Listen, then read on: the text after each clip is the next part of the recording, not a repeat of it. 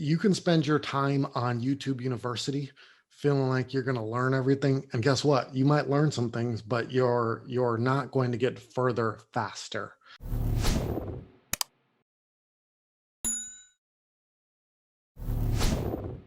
Hey everyone, welcome to another episode of Perfectly Mentored. I'm your host, Jason Portnoy. My guest today is Kimanzi Constable. He's an author of 4 books. He's been published in over 80 publications and magazines, the co-founder of Results Global Impact Consulting, and he teaches businesses modern content strategies. Most importantly, he's the go-to expert on how to get published in large publications like Entrepreneur, Forbes, Fortune, Success, all those publications. He's the man to go to if you're looking to become a contributor, to grow your brand presence online and be featured, or I guess not featured. He'll explain the difference between that in this podcast. Check it out. Kimanzi, welcome. Thank you so much for joining me. Good to have you here. Thanks for having me, Jason. This has been long overdue. I don't know why you were slacking on this. Yeah, I'm slacking out. Calling the host out 30 seconds into the podcast. I like it. That's a great start. No problem. You know, I'm going to link the screenshots of our messages in the show notes. And we'll see for those that are watching, Jason also has really good editing skills. So don't believe everything. Let's start here. For the listeners, I know a little bit about you, but tell me a little bit about your journey. How'd you get started? How'd you become the go-to guy for getting published in media publications? So I started my first business at 19, and it was actually an offline business. I had a vacation relief service for independent bread vendors in Wisconsin. So that's a long way of saying that we ran vacation routes. And it was a good business because at 19, like within 4 months of launching, the business was already at like a 6 figures. It was a 6-figure business because it was an untapped market. And then by year 2, it was a $500,000 business, and we operated in 5 different states. Now, here's where the rub meets the road. I didn't understand anything about entrepreneurship and managing business. So I'm this kid that's making like $500,000, and I'm like, this is like, I own houses and cars and toys. And because I mismanaged the finances, to make a long story short, I always had to be in the business. I mean, I always had to physically be in the bread truck. Now, if I would have known what I know now, I would have had an empire that I just would have managed. But while I was on this truck delivering bread in Wisconsin at midnight in the frigid code, Jason knows a little something about that. I discovered podcasts, and I discovered Pat Flynn's podcast, and he started talking about passive income. And I'm like, sounds like a scam to me. But I listened, and what he said makes sense. So in 2011, I self-published my first ebook, and that book flopped. And the reason it flopped was because I had no audience. I just kind of thought if I put it on Amazon, people would find it. It doesn't work that way. So in 2012, I became obsessed with how do you build an audience? And when I started researching all the methods, paid advertising wasn't what it is today. It wasn't back then. It wasn't the same thing. And there weren't like a whole lot of avenues for building your audience. One thing that I saw was I could guest post. I could write an article on somebody else's blog. They would link back to me, and it'd bring traffic back to me. So once I discovered that, I did that in earnest. And in 2012, I guest posted on 80 different blogs, and it was great. And it brought my first 10,000 email subscribers just from guest posting. And once I got the subscribers, I started to sell books, and then eventually coaching, and then eventually a course, and built it from there. So fast forward to 2014, and a lot of the large blogs were like, we don't want guest posts from people that are not our clients anymore. And I can respect that strategy now. I didn't like it back then. So I thought, well, if I could guest post on these blogs, why couldn't I go to like Entrepreneur or Forbes or Huffington Post? Nobody was talking about it. Nobody was doing it. I'm like, you know what? Let me give it a shot. So I pitched Entrepreneur and I pitched Huffington Post. I actually heard back from Ariana Huffington way back in the day. And she's like, yes, you can write for us. I'm like, holy smokes. And then Entrepreneur, the main contributions editor, it was a man named Peter Page back then. He's like, well, this is like really rough. He's like, but let's get on a call and let's see what you're all about. So we got on a call, and he's like, okay, we'll work with you. And I became one of the first 50 contributors to Entrepreneur. And then from there, the sky's the limit. I had gained the confidence that, you know what, all I'm going to do is pitch. And if they say no, they say no. And I pitched probably 10 publications, and ended up getting into Success and Fast Company and Business Insider, and you name it. At this point, I've gotten into it. And so that's how the journey started. It was just nobody was talking about it. I figured the worst they could say no, just started sending off pitches. Uh, I love that story, and we'll talk about the publication in a second. But I'm curious, what lessons did you learn? When you were that kid starting that company with mismanagement, that you would apply today and have that empire. I'm Oh man, I would have done my research first and foremost. If I didn't know something, I would have done research on everything that I need to know. And I would have definitely hired a mentor back then, somebody that understood business, that understood structure. I would have hired them in a heartbeat if I know what I know now. Because if I did, I ended up selling that business to a friend. That friend is still operating that business today, and it's still a highly profitable business. If I would have known what I know now, I don't know, we might not even be on this podcast. I might just be running this empire of these vacation relief services routes. But I would have hired a mentor and I would have done a lot of research. So, I mean, let's talk about the mentorship and the coaching. I feel like there's so many coaches out there. And if you're in the digital marketing world, you're used to hearing a coach. But if you're not in the digital marketing world, a coach is something like, really, like there's such thing as business coaches. There are people that help you, and it's almost like you have an NBA team, they have a coach. You have a sports team, they have coaches. How important is it to invest in a coach when growing your business? It's critically important. You can spend your time on YouTube University feeling like you're going to learn everything, and guess what? You might learn some things, but you're not going to get further faster. I watch a lot of YouTube myself just for pleasure. And I was watching this video the other day, and I was talking about LeBron James. We all know LeBron James. He's going to be on track to make the most money ever in his NBA career, $360 million. But here's the thing that's not talked about: he invests $1.5 million every year back into his body. He hires chefs, coaches, cryotherapy, like anything you can name. $1.5 million. That's just this one area that he invests back into his body, and it's shown. He's played 17, 18 years, and he's had relatively few injuries. It's the same thing in our businesses. There's just things that we don't know that could be keeping us from getting to the next level. So I'll give you an example. We've built a successful business, a $500,000 a year business. And up to this point, it's been mostly just myself, some assistants, and then now my wife is the co-CEO of the business, and we've grown to a certain level, but we kind of plateaued. What we realized is we needed some additional mentors, and then we needed some additional help with setting up automation and things that get us to the next level. Just hiring those mentors in the last month has probably added six figures to the business. Just hiring those mentors and them showing us what we cannot see that's at the next level that's keeping us from getting there. It's been invaluable. And a mentor may not also, it's not just how much money additional revenue can they bring to you. It's how much money in mistakes are they going to save you. Mm, big time. Big I think that's massively overlooked. Like, okay, so this coach costs $5,000 a month, but if they're saving you $10,000 a month in mistakes, aren't you profitable? And in time and in resources. Because if you're the jack of all trades, you're doing the sales, you're doing the fulfillment, then you have to go get new clients. At some point, you're going to kind of churn out. But what if you hired somebody that specialized in automation that could set up systems for you so that you can actually do all this and not churn out and grow?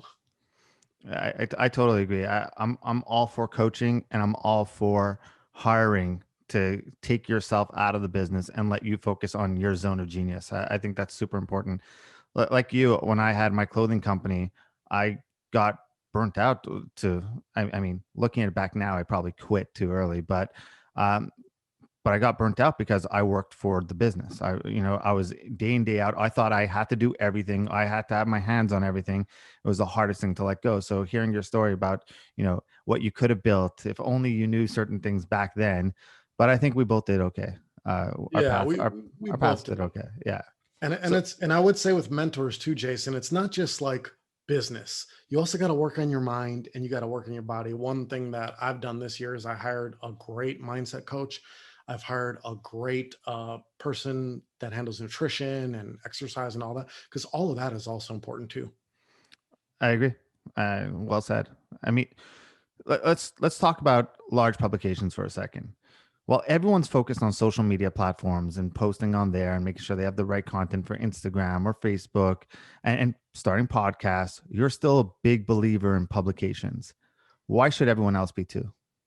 I'm a big believer in diversity, and I am a big believer in publications. And you all as entrepreneurs have seen this year more than any year. Facebook shuts down profiles without notice. I saw the story on, I don't know if I shared this with you, Jason. I don't think I did. I saw a story on Business Insider on somebody that spends $46 million in Facebook advertising, and they shut him down. No reason. He doesn't know why. Here's the thing: you don't own any of those platforms. You don't. If Facebook decides to make a change, Instagram, if they go down, whatever happens, if politics, if Washington decides they're going to put more limitations, which it kind of seems like right now they're on that bug. If Apple and iOS 14.3 decide that they're going to turn off Facebook's unique identifier, make people opt into that, all of that affects you and it affects your business. So if you are there for your primary lead generation, you're going to be SOL. This happened years ago. I don't know if you remember this, Jason, with SEO and algorithms.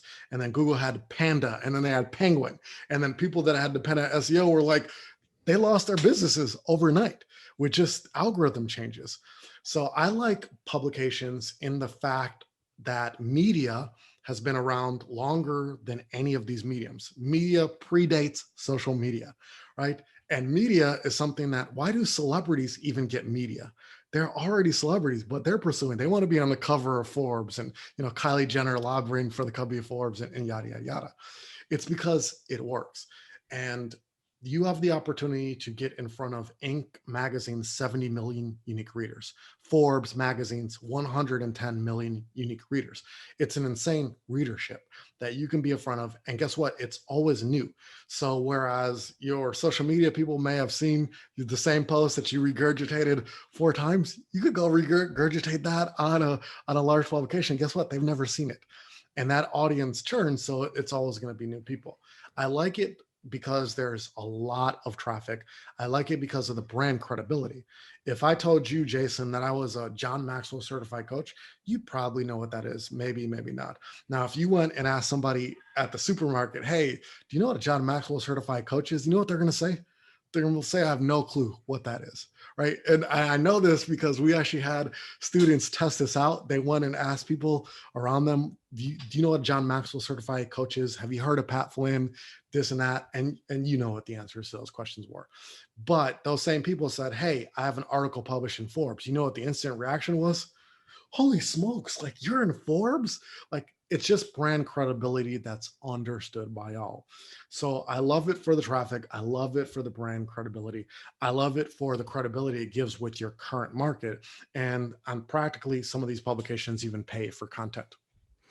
So you talk about the credibility, but I'm curious to hear your thoughts because it could be bought, right? So I mean, I won't say all the listeners, but you and I for sure have both been pitched and got the DMs of like $500, I get you a Forbes feature, or $500 or $1,000, I get you into entrepreneur.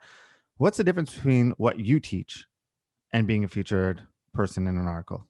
Yeah, what typically is being taught and sold is getting featured, meaning you're going to get written about, and more than likely it's going to be a couple lines in an article with a bunch of entrepreneurs. In a rare circumstance, there's going to be a full feature. What's being pushed right now is a lot of, I'll get you in a press release in the classified section of whatever, USA Today and Yahoo Finance and all that good stuff. What I'm talking about is actually becoming a contributor, meaning you get access to a contributor profile. You can publish articles when you want to. And when somebody goes to that publication, they see entrepreneur.com/Kimanzi/Jason. They see your profile there. While features and mentions can be bought, you cannot buy a contributor account.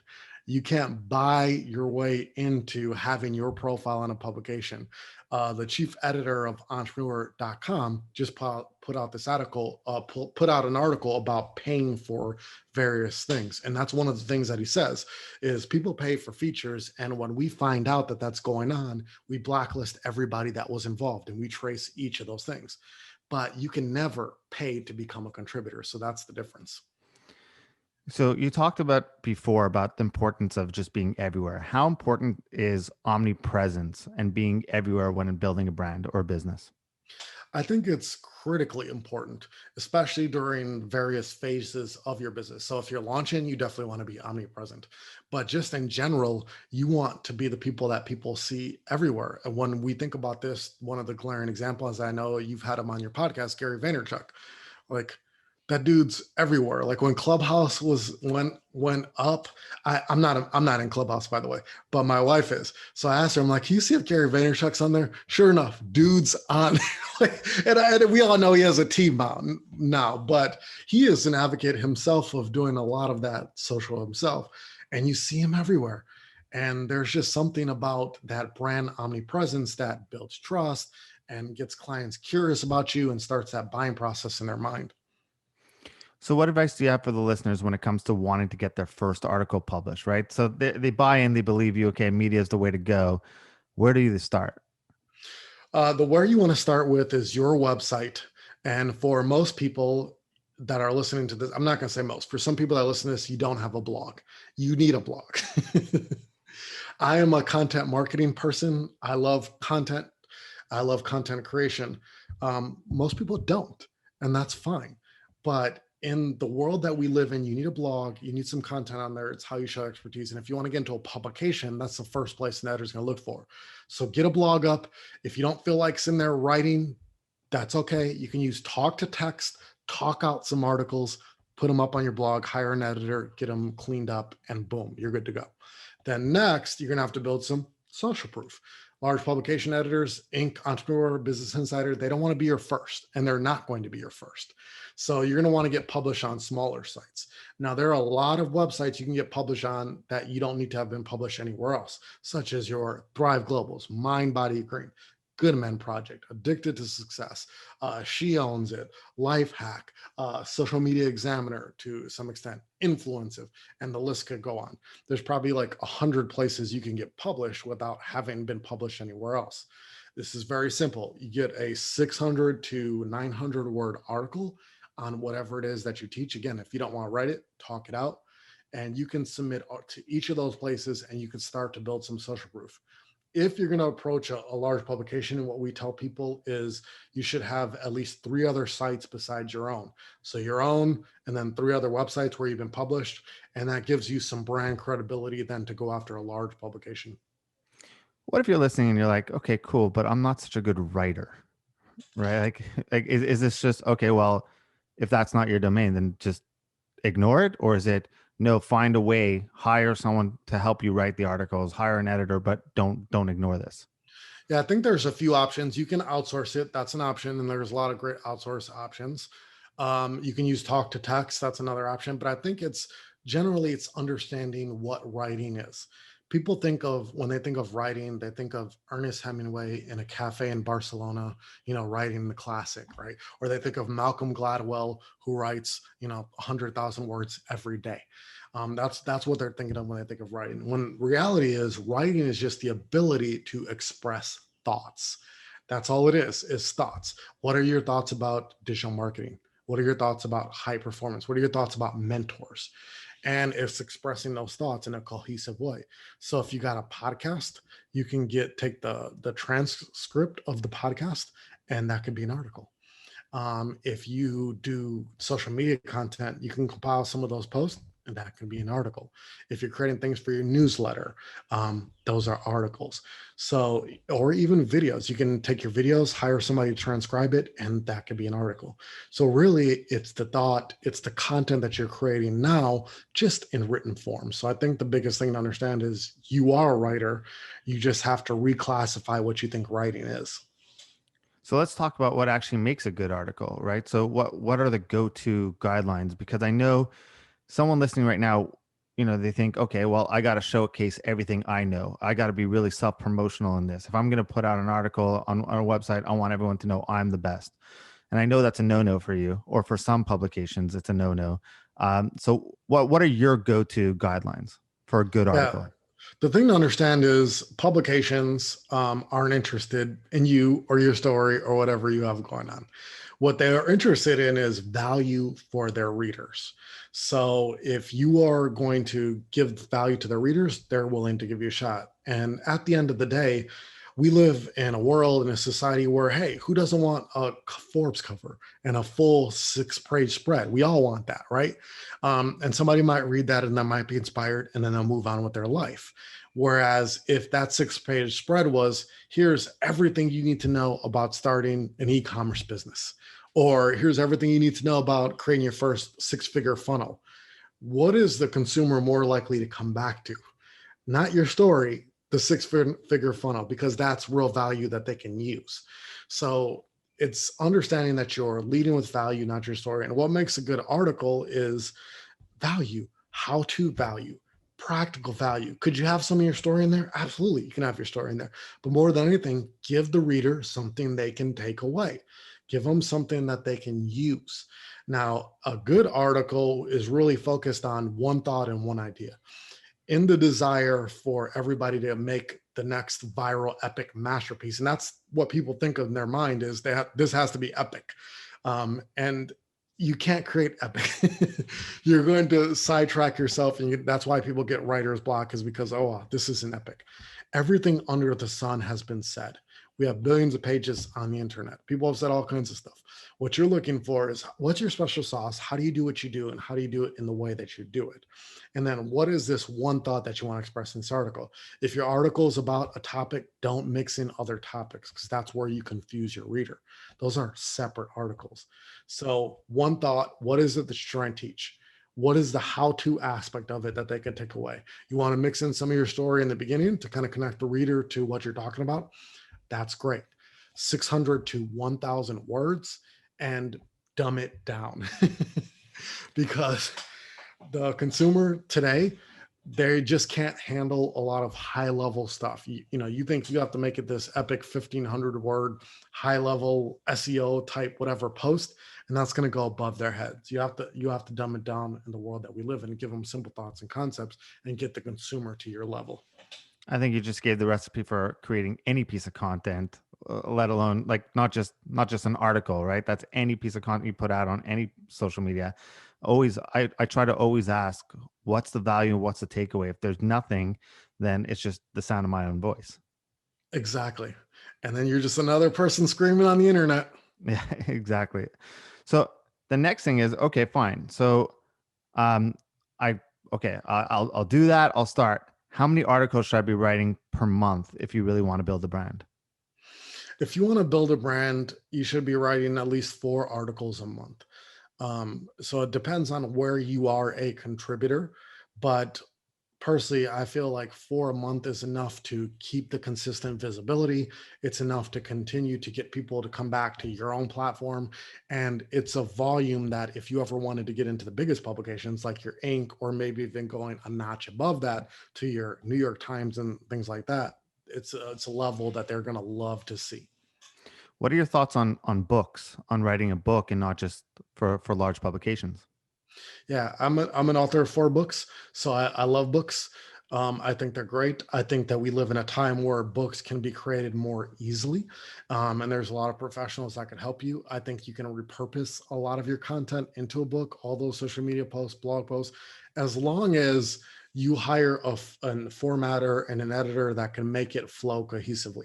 I've read a lot of compiled books that were pretty much just blog posts, and that's how it read. But if you can hire like a good copy editor that can make it seem like it flows, you're going to be winning. And I think books can be anywhere from 15 to 45,000 words. I think you could have a lot of books depending on what you teach, you could have 13 books that are published on various things in regards to what you teach. I actually just wrote an article on this. This is funny. And you could have all of these books that have opt-ins for your email list in them, because with ebooks, you can have live links. They can talk more about what you do. They can educate, and you're tapping into a whole nother audience besides the online marketing audience. Love it. So now the big question, right? When it comes to pitching editors, they get hit up a million times a day. And as someone who's trying to get into these big places, and we're laughing because you know what I'm about to say, it's hard. It's not that easy, right? Like you could No, have great not at all. publications.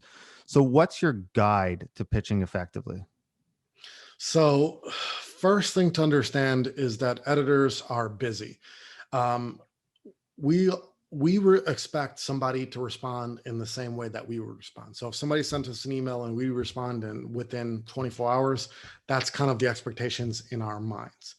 And it's the muscle memory in our minds. The thing to understand is editors are busy. So you in any of these publications, you have a team of anywhere of, let's say, 20 to 40 editors at each, and 40 might be high actually, editors at each publication that are editing over 2,000 contributors every single day. Then they also have to write articles for the publication. They have to write articles for the publication. Then they also have to run summits. There's a lot of Forbes 30 under 30 and entrepreneurs, yada, yada, yada. So they're running these summits. They're also handling all the contributor support issues that are going on. They have to investigate shady things that are happening within the publication, and then they're pitched hundreds of times a day. So as you can imagine, their fuse is very short. And I've seen people that have followed up, and they followed up too fast, like let's say within 4 days, and those editors are like, hey, no, and don't ever email me again. And then Wow. it's like, what do you do if that's the only editor that can get you in at that point? So I think the thing to understand is, one, they're busy. So you got to give them some space, you got to give them leeway, and sometimes they take time. I've seen it take 6 months for somebody to get into Inc. I've seen it take a year for somebody to get in Forbes. Now, that's a long time, but those people had the dedication. Now they're in there. And then once they got access to their contributor profile, they can publish whenever they want. They don't have to wait on the editor anymore. They're in, they got access, they can publish whenever they want. So their patience was rewarded. I think, two, you have to come up with an angle that is not common. And again, this is easier said than done because everything underneath the sun has been covered. So I think what these editors are looking for is, what are you going to say that's unique, but it's also tailored towards my audience? So let's give you an example. Inside Forbes, there's various verticals. There's your small business vertical. There's your CMO network, which is for marketing. There's your leadership strategy, which is for leadership. There's your CFO network, which is for finance. These are each siloed within a publication. Now, if you're going to pitch, let's say the CFO network, you can't just pitch a general article about business. It has to be specific to finance and specific to CFOs, which is not easy to do. So when you're looking at pitch ideas, you can't just come up with, here's 5 ways to build wealth. Here's how to get your savings account. CMOs don't care about that, right? Like, and the editor is going to know that they don't care about that. So what would you do? Like, you would literally have to type in CFO news into Google and look at news. And then it's going to spit out some articles. And then you're going to look through those articles and what's interesting. Well, KFC just got a new CFO because the last one got fired for sexual harassment. Okay, well, there's your angle. Sexual harassment in the CFO world. Here's what the new CFO of KFC has to say. And then that's an idea that you're pitching. Now, think about how much work that is, right? Like, that's a little bit of work, but that's the kind of stuff that's going to get their attention when they feel like you're in tune with the pulse of what's going on. Let's go to Inc. magazine, for example. Inc. wants columnists. They want columnists that are going to cover one topic. They don't want a generalist. They want a specific columnist. If you do digital marketing like Jason and I do, guess what? That's been covered 10 times underneath the sun. It's just not interesting. But what about within digital marketing? What could it be? Could it be inclusive digital marketing? Or can I zoom in even more? Could it be inclusive content marketing, which is some of what I do. Or for Jason, is it zoom in? Is it Facebook ads or something specific about Facebook ads? So pivot in and Facebook ads. But it's getting to the crux of something that's not general, that is a little bit more specialized. Maybe you can have the angle that you're going to say, I specialize in Facebook ads for real estate professionals, right? And if you pitch that as your angle, that's far more unique than saying digital marketing. So people sometimes Oh, are really? afraid, So really niche down, you're saying. really niche down. People are afraid to really niche down, but I feel like today, in a world where they already have 2,000 contributors, that's what they're looking for, is the niche. And then, like you said, once you get in, you could zoom back out a little bit And once you're a rival whatever you contributor. want. Exactly. Yeah. All right. So you talked about the pitch. Now, how often should you be following up? If 4 days later is bad, like if someone's listening, being like, okay, if 4 days is bad, and a year from now they probably forgot my email. What's the healthy balance here? 7 business days. 7 business days, folks. I didn't say days, business days. And when do you give up? When would you give up? I don't think I would ever give up. So I would do 7 business days for 3 follow-ups. So 21-day cycle. And then after that, if I saw through tracking that editor was looking at my emails and not responding, after that point, I would move on to a different editor, because there's a lot of editors within a publication. If they are not looking at my emails at all, then I might need to send the same pitch with a different subject line after each of those 7 days to actually get them to open the email. So it depends on the activity. And do all these big publications pay? So all of them pay for articles? Almost all of them do now. So like Forbes, Inc., Fast Company, Business Insider. Entrepreneur is the lone exception that does not pay, but most every other one that you can think of does pay for content in some form, whether it's page views or one-off payments. Yes. So no wonder they have to be a little bit picky, right? If they just let everyone become a contributor, they're shelling out a ton of money there. They're very picky. They also want to bring in established experts. So like if you're somebody whose website, you don't really use your website, it's just a high price business card, they're not going to pick you because you have an established expertise, and they're not going to get on a call with you to figure out your expertise. So they're looking, what does your website look like and how does it demonstrate the expertise? Who are some of the people that you've worked with? What are some of your published articles? And what in general do you have to say? Because here's what's not covered. When you send a pitch and they're interested, each of these publications has a vetting team, and the vetting team's job is to disqualify you. So they'll go look at all your social media. They'll sign up to your email list without you knowing it. They'll look at everything that you have going on to see if, are you going to cause liability for them? And do you actually know what you're talking about? And this is also part of the process that people get dropped off. The vetting team looks, somebody's got some crazy political post on there. They got some views that are being expressed. They're not sending anything to the email list. There's nothing new on their blog, and little things that they're looking for to disqualify you. So what advice do you have? What makes or breaks a good website? A good website is one that has at least the basic pages. So a homepage, your landing page, an about page, a blog, and or books if you have books, and or services if you offer services. But honestly, if you had home, about, and blog, you would have enough for publication. And as long as there's fresh content, at least 4 fresh posts on the blog. When I say fresh, if you're in WordPress, you can remove the dates. I don't know if you can do that in Squarespace. You might be able to. And then on the homepage, it talks about what you teach and why this is valuable for the person visiting. It doesn't talk about you. It talks about what you teach. You're going to learn digital marketing. And this is why digital marketing is important for your business. Here's some blog posts for you to look at. Okay. And then here's a little information about me. Here's who I've worked with. Here's what my clients have to say. It's not just a sales page. And I feel like that's what people do with their landing pages. An about page that tells your story. Why do you do what you do? How did you get here? You want to put story in an article, put it on your about page.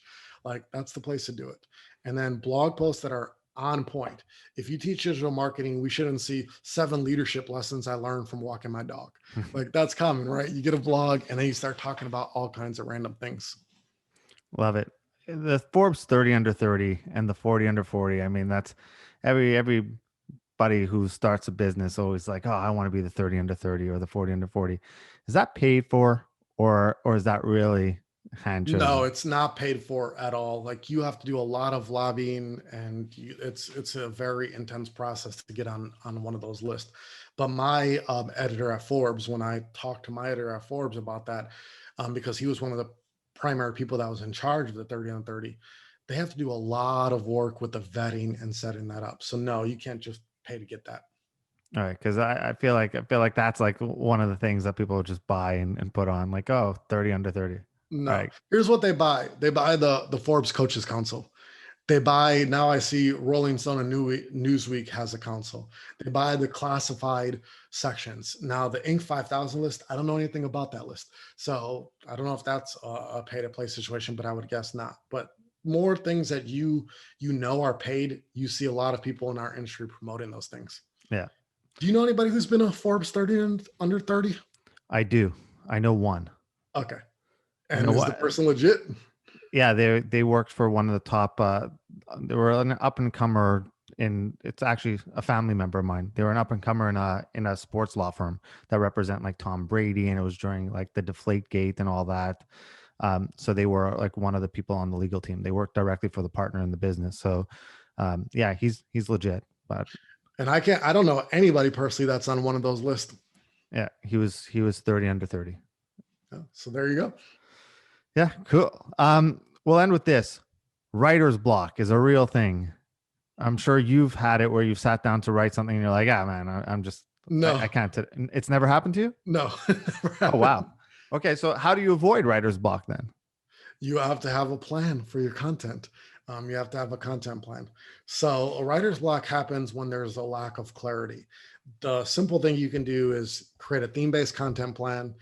Then you know what you're going to create when you sit down and create. And especially if you have some publications, you have your blog, you have places you create content, creating a content plan or hiring somebody to do it for you is going to bring clarity. When you sit down, you know exactly what content to create. The other thing too is stop trying to make everything epic. I feel like that's what creates writer's block. Like, man, I'm going to write an article that's 3 ways to set up your phone. Like, oh, everybody's talked about that on there. Nobody wants to hear about that. And then you psych yourself out and you can't create epic and viral. Focus on value and what you have to say. And then it becomes epic and viral. So stop trying to do that. And then when in doubt, just write it out. I like that one. So whatever's in your head, get all the junk out of your head first, and then there's going to be some magic in there that you can work with. And it's a quantity game, right? The more pieces you write, you have to, even if they're bad or some of them aren't as good as the other ones, the more pieces you have out there, the better chance you have of creating that epic or one that becomes epic and viral. Yeah, if you think about, I'm kind of fascinated with YouTube and YouTubers and these people that seem like they came out of nowhere, like your David Dobrik, for example. And if you look at, or Mr. Beast, and you look at their content, they're famous and viral and blowing up now, but their content dates back 8 years. Like they just been, when they had no views, they were out there doing it and they just been consistent. Yeah, I just think people stop because of the vanity metrics, right? They sit Yeah. there and say, this isn't working, this isn't working. But if you care about the vanity metrics, like a blue check, well, one of the big things they look for is your press, right? Yep. So, I Or mean, or you want to get your knowledge panel. they, That's they, also another thing that's sold in our industry. Oh boy. there you go. Or you could either do it the right way and become a contributor and have tons of good content for yourself, or pay some kid on the internet $14,000 and he'll get you a blue check mark. So they say. I've never tried it, so I don't recommend you try it. I recommend you go this way. Kimanzi, thank you so much for doing this. For people who want to learn more and they want to get into publication, and I'll tell you this much: I'm now a contributor for the Goodman Project, Addicted to Success, Thrive, and working on others, and it's all been because of this man right here. So thank you. I know I give you a hard time. I'm a very difficult person to work with. I give you a hard time, but really thank you. And the guy knows his stuff. So if people want to work with you and they want to get started on that, how can they find you? Yeah, head to K Constable. That's KCONSTABLE.com. I got a free guide there right on the landing page on a guide that will help you get published and paid, completely free. And then if you looked at my blog, you're going to see like a lot of really good posts that I feel like the market doesn't utilize. There's a lot of paid publication stuff. There's a lot of live coaching where I'm coaching somebody on becoming a contributor. There's a lot of good stuff on there. Love it. Thank you so much. Really appreciate your time. Thanks for having me.